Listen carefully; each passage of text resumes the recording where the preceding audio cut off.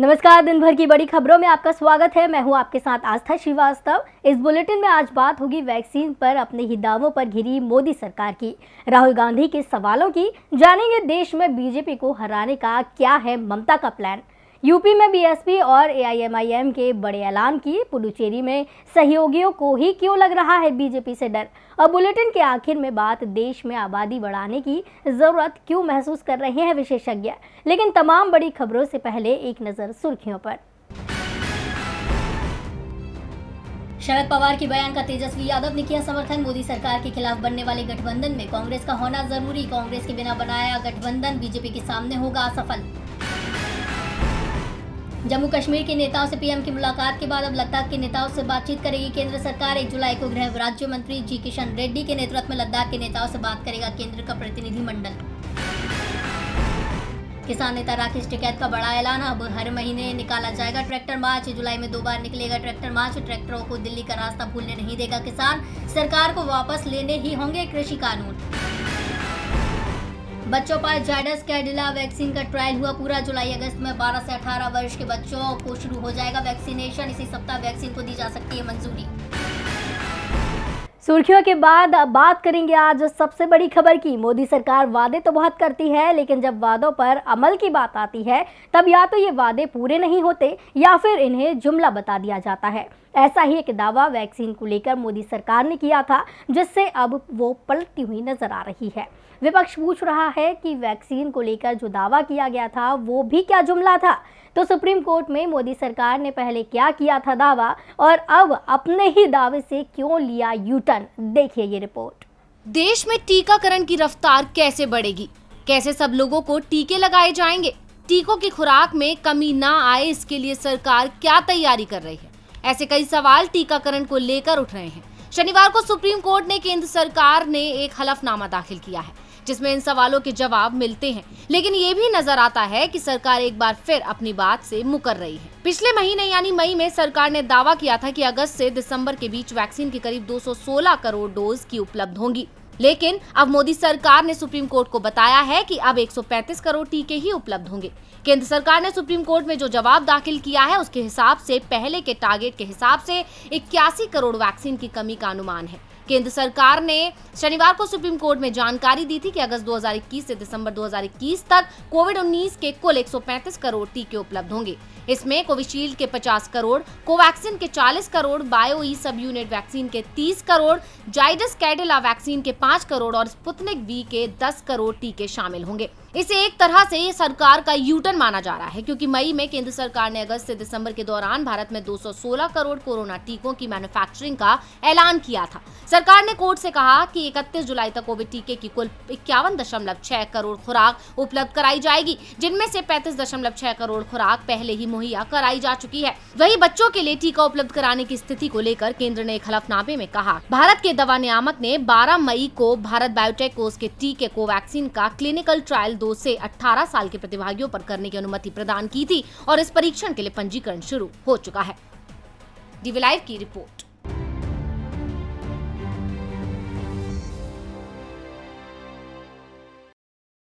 Vaccine की कमी है और आज पीएम जब मन की बात कार्यक्रम लेकर आए तो उन्होंने लोगों से अपील की है कि वैक्सीन लगवाएं, डरे नहीं। लेकिन जब वैक्सीन है ही नहीं तो कैसे लगवाएं।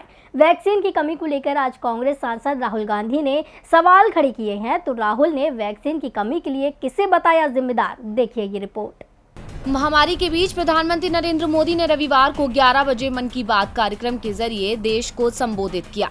बता दें कि मन की बात कार्यक्रम का यह 78वां संस्करण था, लेकिन केंद्र की हर चाल पर पैनी नजर रखने वाला विपक्ष कोई मौका नहीं छोड़ता, जिसके चलते कार्यक्रम से कुछ देर पहले ही कांग्रेस के पूर्व अध्यक्ष राहुल गांधी ने वैक्सीनेशन को लेकर प्रधानमंत्री पर तंज कसा।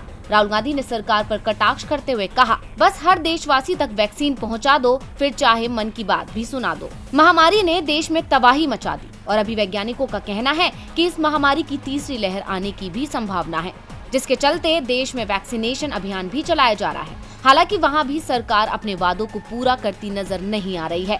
बता दें कि राहुल गांधी ने इस तंज के साथ ही वैक्सीनेशन के आंकड़ों को लेकर एक वीडियो भी साझा किया है। अब राहुल की ये नसीहत पीएम को रास आती है या नहीं और इस पर बीजेपी क्या देती है जवाब, ये तो वक्त ही बताएगा।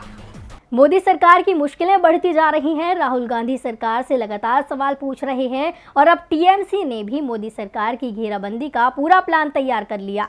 पश्चिम बंगाल में बीजेपी को बुरी तरह से हराने वाली टीएमसी अब ममता के नेतृत्व में मोदी के खिलाफ बड़ी रणनीति तैयार कर रही है। टीएमसी की ओर से एक नया नारा भी उछाला गया है, जिससे बीजेपी की मुश्किलें और बढ़ना तय माना जा रहा है। पश्चिम बंगाल विधानसभा चुनावों में बीजेपी में अपनी पूरी ताकत लगा दी। चुनावों से पहले टीएमसी के कई नेताओं को अपने पाले में किया। प्रधानमंत्री से लेकर उनका पूरा मंत्रिमंडल जोर शोर से बंगाल में प्रचार अभियान में जुटा रहा, लेकिन नतीजे सामने आए तो टीएमसी ने अब तक की सबसे बड़ी जीत हासिल की। बंगाल में नारा बीजेपी ने 200 पार का दिया था, लेकिन सीटें मिली 77, जबकि टीएमसी 200 के पार पहुंच गई। ममता ने बंगाल में बीजेपी को बड़ी हार देने के बाद अब दिल्ली की तैयारी शुरू कर दी है। टीएमसी के लिए चुनावी रणनीति तैयार करने वाले प्रशांत किशोर इन दिनों दूसरे दलों के नेताओं से मिल रहे हैं। शरद पवार के साथ तो उनकी एक ही महीने में 3 मुलाकातें हो चुकी हैं और अब टीएमसी ने भी साफ कर दिया है कि उसके लिए दिल्ली अब ज्यादा दूर नहीं है। 2024 में ममता बनर्जी के नेतृत्व में टीएमसी दिल्ली की लड़ाई लड़ेगी और टीएमसी ने खेला होवे से आगे की रणनीति तैयार कर ली है। टीएमसी की ओर से 2024 के लिए नया नारा भी उछाल दिया गया है, दीदी ये बार दिल्ली चलो। टीएमसी सांसद महुआ मोइत्रा ने तो विधानसभा चुनावों के दौरान ही ऐलान कर दिया था कि पीएम मोदी को इस बार बनारस में हार का सामना करना पड़ेगा, क्योंकि ममता बनर्जी अगला चुनाव बनारस से लड़ सकती हैं। टीएमसी ने बंगाली पीएम की बात भी शुरू कर दी है। सोशल मीडिया पर टीएमसी का नया नारा जमकर वायरल हो रहा है। लोकसभा चुनावों में अभी वक्त है, लेकिन टीएमसी ने अपनी तैयारियां अभी से शुरू कर दी हैं। लेकिन फिलहाल जिस चुनाव पर पूरे देश की नजर है वो है यूपी विधानसभा चुनाव, जिसमें अब 6 महीने का समय ही बचा है। चुनाव के लिए नए नए गठबंधन तैयार हो रही हैं। दावा किया गया था कि बीएसपी विधानसभा चुनावों के लिए एआईएमआईएम के साथ गठबंधन कर सकती है और आज इसे लेकर बीएसपी प्रमुख मायावती और एआईएमआईएम चीफ ओवैसी ने बड़ा बयान दिया। देखिए ये रिपोर्ट। उत्तर प्रदेश के आगामी विधानसभा चुनाव से पहले सियासी गठजोड़ की खबरें आनी शुरू हो गई हैं। हाल ही में खबर आई कि यूपी में ओवैसी की पार्टी एआईएमआईएम और बसपा मिलकर चुनाव लड़ेंगे। एआईएमआईएम पश्चिमी यूपी की कुछ सीटों पर चुनाव लड़ सकती है। एआईएमआईएम और बीएसपी गठबंधन को दलित मुस्लिम गठजोड़ के रूप में प्रचारित करना भी शुरू कर दिया गया था, लेकिन आज बीएसपी प्रमुख मायावती ने साफ कर दिया है कि यूपी विधानसभा चुनावों में उनकी पार्टी किसी के साथ गठबंधन नहीं कर रही है। ना तो बीएसपी एआईएमआईएम से गठबंधन करेगी और ना ही किसी और दूसरी पार्टी से। मायावती ने कहा कि बीएसपी यूपी और उत्तराखंड में विधानसभा चुनाव अपने दम पर ही लड़ेगी। पंजाब में जरूर उनकी पार्टी अकाली दल के साथ चुनाव लड़ेगी। मायावती ने साफ कर दिया कि यूपी में बीएसपी को किसी और दल के सहयोग की जरूरत नहीं है। मायावती के बयान के बाद एआईएमआईएम प्रमुख असदुद्दीन ओवैसी भी सामने आए हैं और उन्होंने भी बीएसपी के साथ एआईएमआईएम के गठबंधन को अफवाह करार दिया। ओवैसी ने कहा कि यूपी चुनावों को लेकर मैं साफ कर देना चाहता हूं कि हमने फैसला लिया है कि एआईएमआईएम 100 सीटों पर अपना उम्मीदवार खड़ा करेगी। पार्टी ने उम्मीदवारों को चुनने की प्रक्रिया शुरू कर दी है। यूपी में एआईएमआईएम ओपी राजभर के साथ है और भागीदारी संकल्प मोर्चा के साथ चुनाव लड़ेगी। गठबंधन को लेकर हमारी पार्टी की अभी किसी और दल से बात नहीं हुई है। ये साफ है कि यूपी में ओवैसी की पार्टी बीएसपी से गठबंधन नहीं कर रही है।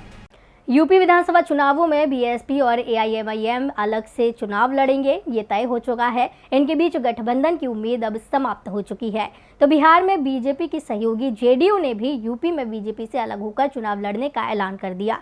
तो यूपी में कितनी सीटों पर है जेडीयू की नजर, देखिए ये रिपोर्ट। 2022 में उत्तर प्रदेश में विधानसभा चुनाव जैसे करीब आ रहा है, राजनीतिक पार्टियों की तैयारियां भी तेज होती जा रही हैं। कई पार्टियां यूपी में चुनाव लड़ने का ऐलान कर चुकी हैं और अब जनता दल यूनाइटेड ने भी यूपी में चुनाव लड़ने की घोषणा कर दी है। बता दें कि बिहार में एनडीए के गठबंधन दलों के साथ सरकार चला रहे मुख्यमंत्री नीतीश कुमार की पार्टी जनता दल यूनाइटेड ने यूपी में अकेले ही चुनावी मैदान में उतरने की तैयारी शुरू कर दी है। जेडीयू के प्रधान महासचिव और यूपी प्रभारी केसी त्यागी ने साफ कर दिया है कि उनकी पार्टी यूपी विधानसभा चुनाव लड़ेगी। यदि बीजेपी के साथ हमारी सीटों पर सहमति बन जाती है तो हम गठबंधन में चुनाव लड़ेंगे, नहीं तो जेडीयू अलग रास्ता अपनाएगी और अकेले ही यूपी विधानसभा चुनाव लड़ेगी। जेडीयू राज्य में 200 सीटों पर चुनाव लड़ने की रणनीति बना रही है। बिहार से सटे यूपी के पूर्वांचल में जेडीयू का अच्छा असर माना जाता है। खास तौर पर पूर्वांचल की कई सीटों पर कोयरी और कुर्मी समुदाय की संख्या निर्णायक है। जिन पर नीतीश कुमार का प्रभाव है। ऐसे में यदि जेडीयू अलग लड़ने का फैसला करती है तो सबसे ज्यादा नुकसान बीजेपी को ही होना संभव है। जेडीयू के अलग लड़ने का असर बिहार की रणनीति पर भी पड़ सकता है, जहां जेडीयू और बीजेपी में पहले से ही तल्खी देखी जा रही है। ऐसे में जेडीयू के इस ऐलान के बाद भाजपा का क्या होगा फैसला? क्या भाजपा करेगी गठबंधन या जेडीयू थामेगी किसी और पार्टी का हाथ? इसका जवाब आने वाला वक्त ही बताएगा।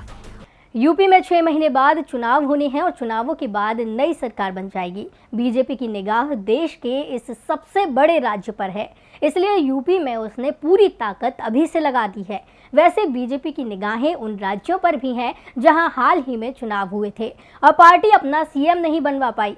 बीजेपी अब वहां अपना सीएम बनाने की रणनीति बना रही है, जिसे लेकर बीजेपी के सहयोगी से पुडुचेरी में सीएम बने रंगास्वामी परेशान दिख रही हैं। तो क्यों पुडुचेरी पर बीजेपी की है नजर? देखिए ये रिपोर्ट।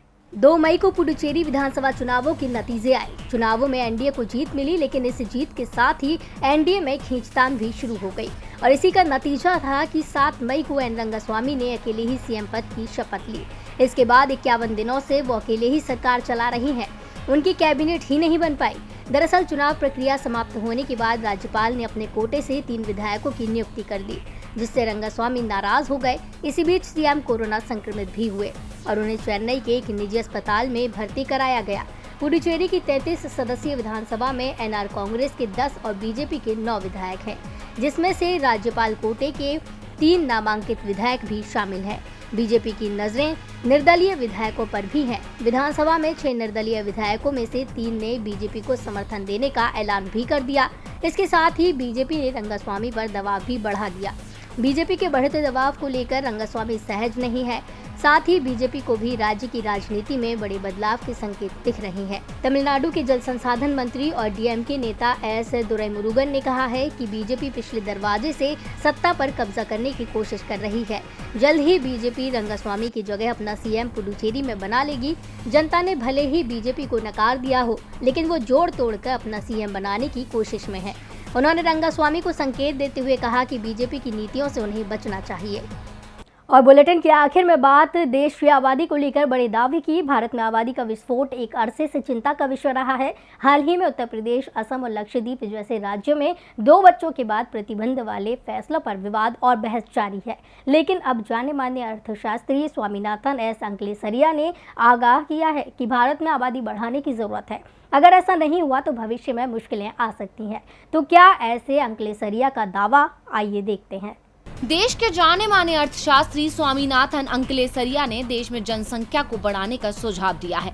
उनका कहना है कि अगर आबादी घटी तो इसका असर भविष्य पर ठीक नहीं होगा। अंग्रेजी अखबार टाइम्स ऑफ इंडिया में प्रकाशित अपने लेख में अंकलेसरिया ने लिखा है कि भारत की फर्टिलिटी गिर रही है। अधिक जनसंख्या के फर्जी डर को त्याग देना चाहिए और कम कामकाजी उम्र के लोगों और वृद्ध आश्रितों के साथ भविष्य की तैयारी करना चाहिए। उन्होंने चीन का उदाहरण देते हुए बताया कि चीन ने पहले 1 बच्चे की नीति लागू की, फिर 2 के लिए मंजूरी दी और अब वह 3 बच्चों पर जोर दे रहा है। चूंकि चीन की कामकाजी आबादी गिर रही है, इसलिए जीडीपी को बढ़ावा देने के लिए और अधिक श्रमिकों की जरूरत है। स्वामीनाथन ने कई देशों में फर्टिलिटी दर का उल्लेख करने के साथ भारत के बारे में बताया कि भारत में फर्टिलिटी रेट 1992-93 में 3.4 बच्चों का था, जो आज 2.2 पर आ गया है। 2025 तक यह गिरकर 1.93 हो सकता है, क्योंकि महत्वाकांक्षी मध्यम वर्ग के लोग कम बच्चे चाहते हैं। स्वामीनाथन अंकलेसरिया ने लक्षद्वीप में 2 बच्चों से अधिक संतानों वाले लोगों को पंचायत चुनाव की उम्मीदवारी से बाहर करने के फैसले को नासमझी भरा बताया है। तो भारत के भविष्य के लिए कामकाजी आबादी में बढ़ोतरी को अर्थशास्त्री जरूरी बता रहे हैं। लेकिन सवाल ये है कि अगर आबादी बढ़ गई तो क्या सरकार उसके लिए कामकाज का बंदोबस्त कर पाएगी? दिन भर की बड़ी खबरों में मेरे साथ फिलहाल इतना ही। देखते रहिए डीवी लाइव। नमस्कार।